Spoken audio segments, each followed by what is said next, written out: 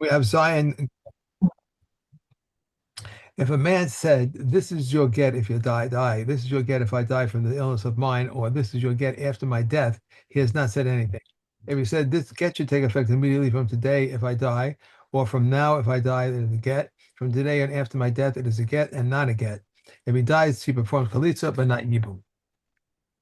If he said, "This is your get from today if I die from this illness of mine," and then he rose and went to the marketplace and became ill and died, we assess him. If he died from his first illness, it is a get. If not, it is not a get. Should she not be alone with him unless it is in the presence of witnesses? Even a slave, even a female slave, except her female slave, because she is comfortable with her. What is she in those days? Rabbi Yehuda said, like a married woman in all respects. Rabbi Yossi said she is divorced and not divorced. If a man said, "Here is your get on the condition that you give me 200 zuz," she is divorced, and she shall give it on condition that you gave it to me between now and 30 days. If she gave it to him within 30 days, she is divorced. If not, she is not divorced. Said Rabbi against Simon ben Gamil, it occurred in Sidon that one said to his wife, "Here is your get on the condition that you give me my cloak," and she lost his cloak, and the sage said she shall give him its value. Okay. If one said, "Here is you get a condition that you serve my father," or on the condition that you nurse my son, Hold on, how long will this is me. This is me now. that's you? That's you. Okay. Yeah. Okay. So the husband says to his wife, "Hareze gitech, this is your get almanas shamshi es abba, on condition that you serve my father, or on condition that you nurse my son." Okay. So yeah, he didn't say for how long. He just said you must do it. So it means that she has to do it for one day, and it's good, and her get is valid. However, the question that the Mishnah is going to ask first is like, at what point, like, is it fulfilling the condition to nurse his son? Because if he's too old, then that's not a useful service. So that's why the Mishnah asks, "Kamahi menikatu? How much is she expected to nurse him, up to what age?" The answer is shtei shanim. And when he's 2 years old, that's when he's expected to be weaned. Rabbi Yehuda Omer shmone asar chodesh. It says 18 months. Okay.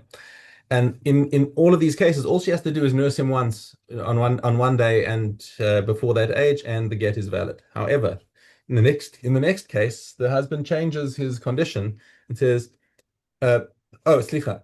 Before we get onto that, Mesa ben or Shemesa av. What happens if the son dies or the father dies?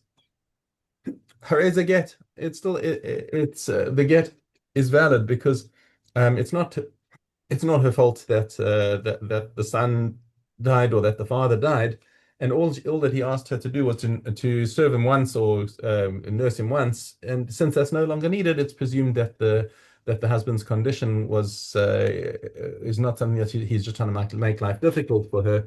It was just that he wanted that service, and it's no longer needed. Therefore, the get is valid. Okay, next case. Hare zegitech almanas sheteshamshi es aba shtei shanim. Now he says a condition. You have to serve my father for 2 years, and that will be the condition of the get. Or almanas sheteniki es beni shtei shanim, or that you must nurse my son for 2 years. Okay, so now he's not just saying one time. He's saying for a continuous 2 years, she's got to do this in order for her get to be valid.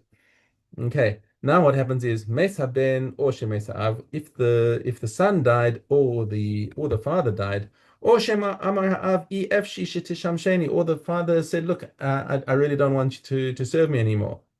Shelo b'hakpara, even if he's just saying, "Listen, I don't need it. You've been very nice to me, but I just don't need the service." Obviously, we're going to say this is not a get, because what the husband is doing is making it difficult for his wife to get the get. And if the father refuses the service, then we're saying that, okay, the condition hasn't been fulfilled. She's not divorced, and that's even if it's not if the father's not angry, and certainly if she's just being slapdash about her service, and he says, "Listen, get out of here. You're not making my life any easier," then for sure she's not fulfilling the condition. However, Rabban Shimon ben Gamliel disagrees with the Tanna Kama. He says, "Kazeh get." No, he says this still is a get. We're not presuming that the husband's trying to make life difficult for her. He just wants a service from her, and if it's no longer needed, then the get is going to be chal. Um, only he would agree that, and you'll see. Let me just say it out here. Klal Amar Rabban Shimon ben Gamliel.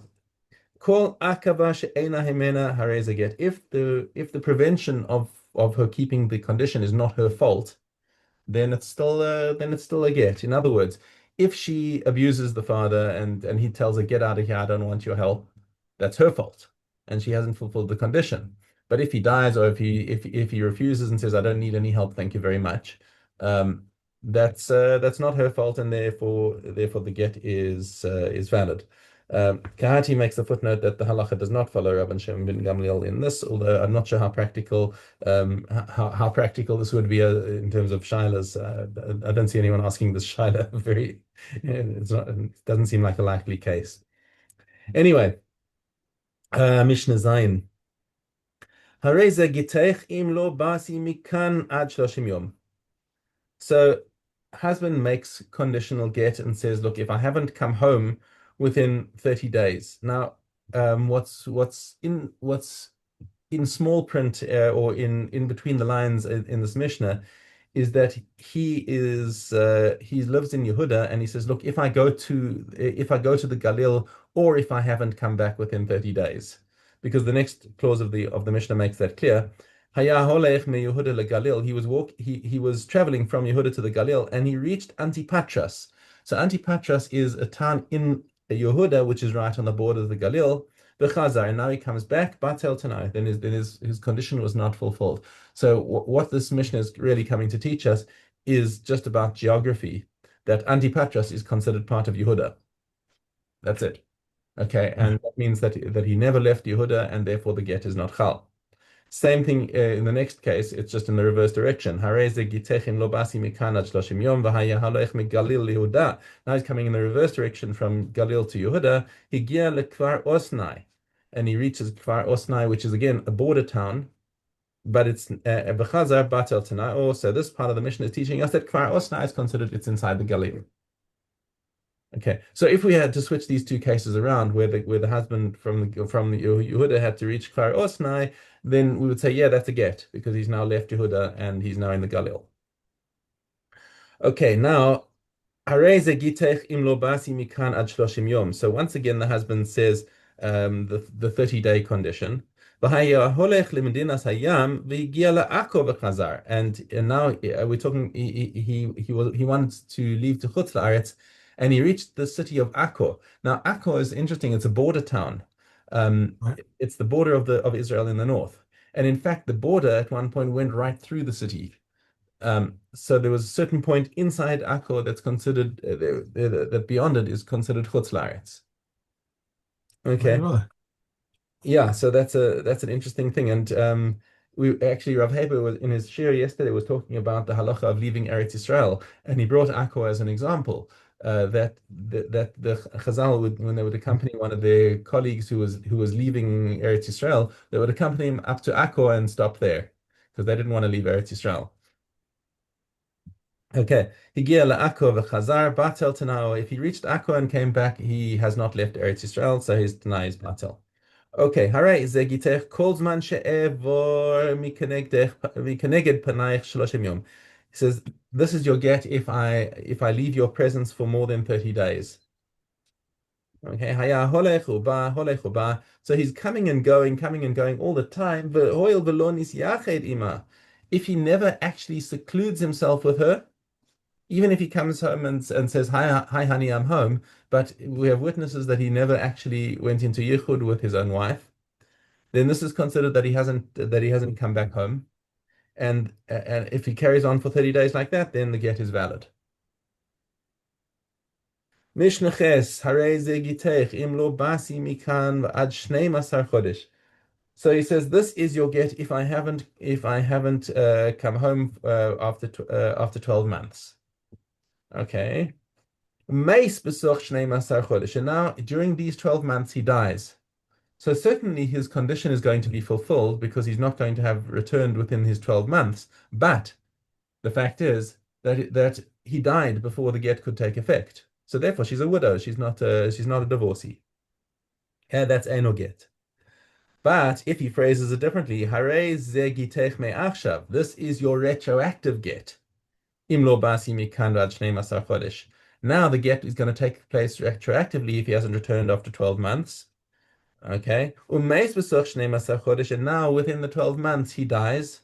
So now we know already he's not going to return after 12 months, and therefore the get retroactively is already chal. She was divorced already when her husband died. Okay, hare ze get. Right. Okay, Right. and that's it. Back to Dalet Zion. Zion, right? Mm-hmm. Right. He who divorces his wife because of a bad reputation may not take her back. Because of a neder, he may not take her back. But Yehuda says, if because of any neder which was known to the public, he may not take her back. But if because of a neder not known to the public, he may take her back. But Meir says, if he divorced her because of any neder which requires the inquiry of a sage, may not take her back. If because of a neder which does not require the inquiry of a sage, he may take her back. But Eleazar says they prohibit this only because of the other. Uh, okay. Said Rabbi Yossi ben Yehuda, it occurred in Sidon that one said to his wife, Kohanim, if I do not divorce you, and he divorced her, and the sages allowed him to take her back for the sake of the general good. If one divorces his wife because she is an aloneness, Rabbi Yehuda says he may not take her back. But the sages say he may take her back if she was married to another and had a child from him, children, and she demands her ketubah. Rabbi Yehuda says he says to her, your silence is better for you than your speech. If one sells himself and his children to a Gentile, he is not to be redeemed, but the children are to be redeemed after the death of the father. One who sells his field to a Gentile must buy and bring first fruits from it for the sake of the general good. Okay. Sota.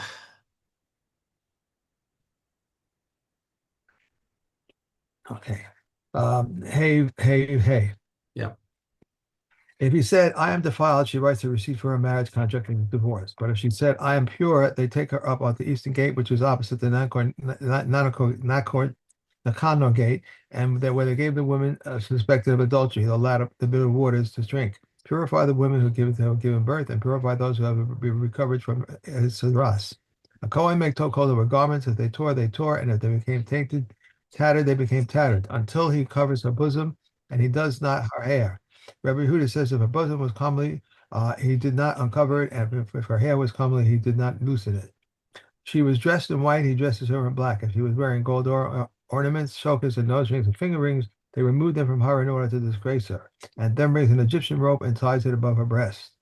Whoever wishes to watch may come and watch, except for her male and female slaves, because she is familiar with them. And all the women are allowed to watch her, for it is stated, and all the women will have been chastised not to imitate your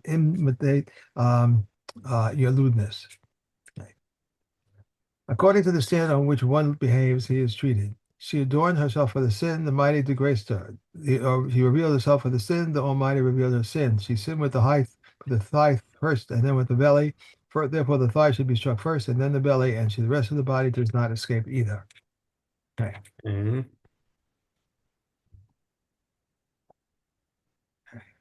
True. Okay. Vamos. Vamos. One may only testify that a man is dead if he saw the face and nose, even though there are identifying marks on the body or clothing. One may only testify that a man is dead if he actually saw him dead, but not if he saw him cut, hanging, or being devoured by a wild beast. One may only testify that he saw the body within 3 days. Rabbi Yehuda ben Bava says not all men or areas or times are alike. If a man fell into water, whether all shores are in sight or not, his wife is prohibited. Rabbi Meir says there was once an incident where someone fell in a large well and surfaced after 3 days. Rabbi Yossi said, there was once an incident where a blind man descended into a cave to immerse himself and was followed by his guide. They remained undetected long enough for them to have died, and the rabbis permitted their wives to remarry. There was another incident at Asai where someone was lowered into the sea and then recovered nothing but his leg. The sages said if the leg was severed above the knee, then he may remarry. If the leg was below the knee, he may not marry. That's it. One more.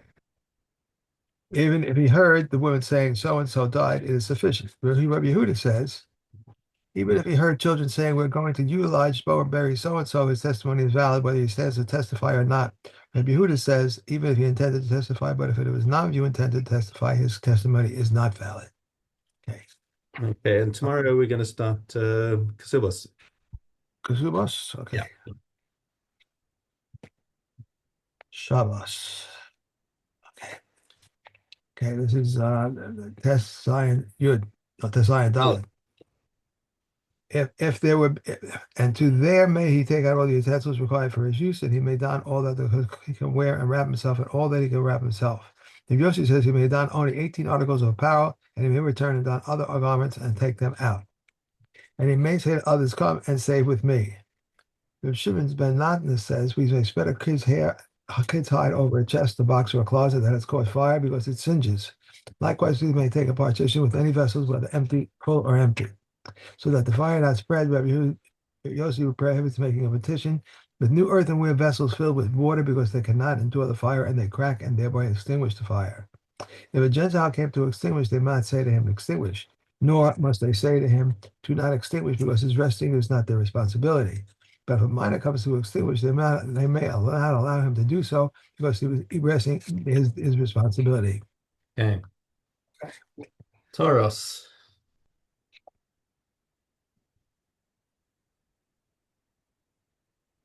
Okay. We have Zion Aleph. A potter who put down his pots and went down to drink, the inner ones are tahar, while the outer ones are tameh. Said Reb Yossi, when are these things said? When they're loose, but when they are bundled, everything is tahor. If one entrusts his key to an Amoritz, the house is tahor because he entrusted him only with the guarding of the key. If someone leaves an Amoritz in his house, he left him awake and finds him awake, sleep finds him sleep, or awake and finds him sleeping, the house is tahor. If he leaves him asleep and finds him awake, everything in the house is tameh. These are the words of Rameh, but instead to say nothing in the house is tameh except for those items in the area that he can stretch out his hand and touch. If someone leaves workers in his home and everything in the house is tameh, these words are the words of Rameh. But the sages say nothing in the house is tameh except for those items in the area that can stretch out their hand and touch. If the wife of a Kabit left the wife, That we're done. oh, And fast. Menachos. Menachos, we have Dalit Aleph. If there were two dry measures in the temple, the Isaron and the half Isaron. The Meir says an Isaron and a half Isaron. What is the function of the Isaron? All milk offerings were measured on it, where they did not measure with one of these three Isarons for the bull, nor with one for the two Isarons for the ram, whether he measured them by an Isaron. What was the function of the half of Isaron? The victim of the Kohen Gadol were measured in it, half in the morning and half in the afternoon. There were 7 liquid measures in the temple behind the hen, a hen, a half of a hen, a third of a hen, and a fourth of a hen, a log, a half log, and a quarter log. Eliezer ben Tzadok says there were notches in the hymn until here for the bull, until here for the ram, and until here for the lamb. Rabbi Shimon says there was no hen there. For what function did the hen serve? Rather, there was a large measure of a log and a half, which one would measure the milk offering of the Kohen Gadol, a log and a half in the morning and a log and a half in the afternoon. What was the function of the quarter log? A quarter log of water for the Mitzorah and a quarter log for the Nazir. What was the function of the half log? A half log water for the Soter and a half log of oil for the total offering. They measured all mincha offerings with log, even for a mincha offering of 60 Israel, one supplies for them 60 log. Rabbi Eliezer ben Yaakov says even a mincha offering of 60 Israel contains only one log. And as it's stated, for a mincha offering and a log of oil, 6 for the bull, 4 for the ram, 3 for the lamb, and 3.5 for the menorah, and the races of half a log on each lamb. Okay. Tomorrow we're starting Lubos. Kasubos. Okay, Yeah.